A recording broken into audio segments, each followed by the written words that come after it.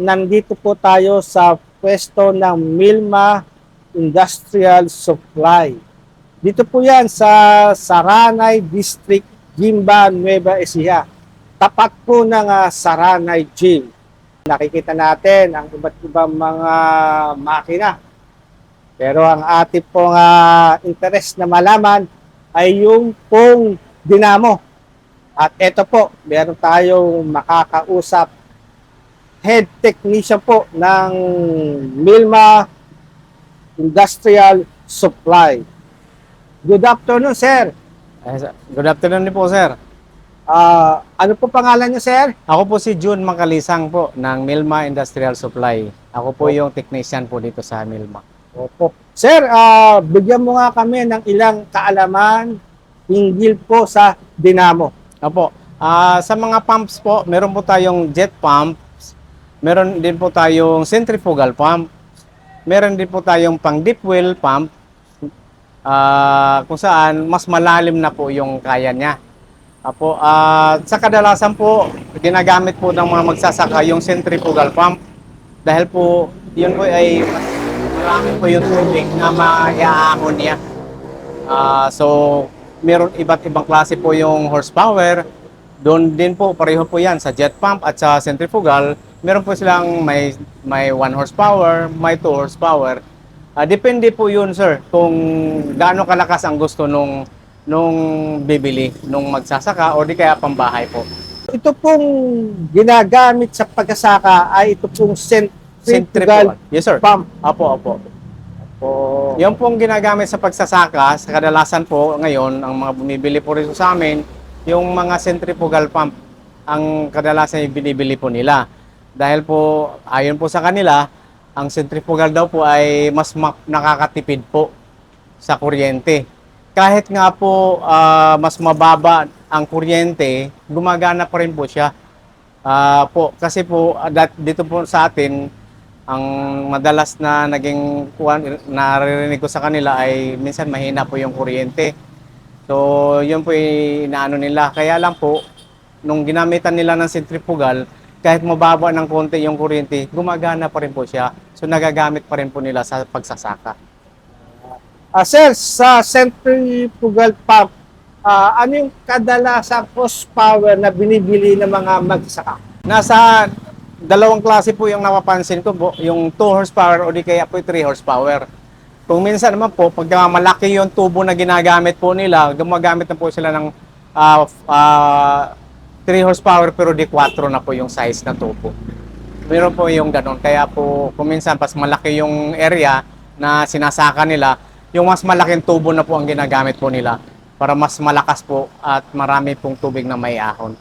Kaya, isa pang tanong ko, ano ba yung kadalasang nasisira sa dinamo? Opo, kadalasan po no, ang pinakaunang magiging napisisira is yung water seal. Yung mga water seal po niyan kasi lagi po siyang umiikot, gumagana, na yun po ay nasisira po. So, yun naman po yung napakadali lang naman pong palitan at saka po yung water seal na yun ay mura lang po. Kaya po minsan dito na lang nila dinadala kasi may mga kagamitan po kami na pang backglass ng mga water seal na hindi po masyadong nasisira yung ibang parte. At pati na rin po yung mga bearing. Kapag napapansin po nila na yung centrifugal ay medyo may ingay na, dati po talaga ang centrifugal ay tahimik lang po talaga yan ang andar niya. Kapag mayroon na naririnig silang medyo maingay na po, ay agad-agad na po nilang ipasuri at ipatingnan dito sa amin kung dito man gusto nila ipa-repair para makikita po natin baka na po yung bearing ay medyo sira na po. Kailangan na pong palitan. Sir, bigyan mo nga kami ng ilang tips para yung mga dinamo ay mapahaba ang buhay. Okay po. Ganito po yun, sir, no? Dapat po yung dynamo, sir, siguraduhin lang po nila na i-check lang po nila na yung kuryente hindi po dapat masyadong mataas sa 220. At kasi po pag masyadong mataas na po, maaari pong masusunog yung motor. At sa masyadong mababa naman po, tumitigil na po yung motor. So kaya po para mas mahaba po ang buhay ng din ang water pump, so dapat lagi po nilang titingnan na yung kuryente nila ay hindi masyadong malayo ang fluctuation. Ganun po. Maraming salamat, sir. Salamat din po, sir. Atin naman makakausap ang sales manager ng Milma Industrial Supply, si Third Macalisang. Good afternoon, sir. Good afternoon po, sir. Ayan. Ang itatanong ko naman po sa inyo, yung halaga po ng inyong pong mga itinitindang dinamo. Okay, sir. Kung sa price, doon po sa mga presyo po natin, dito po sa ating centrifugal pump, hindi nagre-range lamang po ito ng 11,500 to 9,500. So, abot kayang presyo na po yun. At unang-una po sa lahat, ito po ay purong copper. Lahat po ito is talagang for heavy duty. At saka po, kung pangmatagalan po ang gamit, pasok na pasok po siya. At pangalawa po is napakababa po ng presyo nito. Sir, yung po nga 3 horsepower, Okay, sir. baka magkano po ang halaga nun? Okay, sir. Kung sa 3 horsepower, sir, at 3 inches po ang diameter ng tubo, doon po nagre-range po ang 9,000.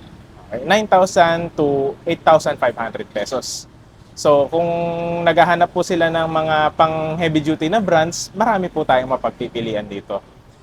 Tulad po ng nasabi ko, lahat po ng aming paninda na centrifugal pump is 100% copper. Okay, copper coil po siya. So, pang heavy duty, pang matagalan ng gamit. Nabanggit rin po ng ating head technician na kung sakasakali pong may sira, yung seal o yung bearing, dalhin lamang dito. Yes, sir. Yes. Libre po ba ang serbisyo? Okay, sir. Diyan po sa nabanggit po ninyo, sa mga nakabili po sa amin ng mga centrifugal pump, depende po sa mga pumps, meron po kayong warranty pagdating po sa labor. And then, dun po sa parts, meron nga lang po tayong kaakibat na babayaran lamang na mga, or depende po sa mga masisira po na piyesa. Pero po, tumatanggap din po kami ng mga brand na hindi dito galing o hindi dito sa amin binili. Tinatanggap po namin dahil kumpleto po tayo ng mga kagamitan para po sa pag-aayos ng mga centrifugal pump or depende po sa mga generations. Sir, baka meron po kayong nais ipabatid pa sa mga makakapakinig, makakapanood itong aking video. Okay.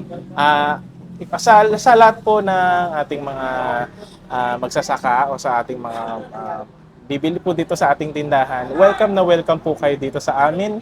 Sa lahat po ng mga naghahanap po ng mga tools, power tools, maaari lamang po pumunta dito sa Milma Industrial Supply. Sa mga piyesa, sa mga maliliit na mga accessories, pwede nyo po ditong mabili. At hindi lamang po ang mga patubig ang aming binibigay, aming binebenta sa inyo. Marami po tayong mga makikita pa dito. Dito lamang po kami sa Saranay District, tapat lang po ng basketball court. Ayan.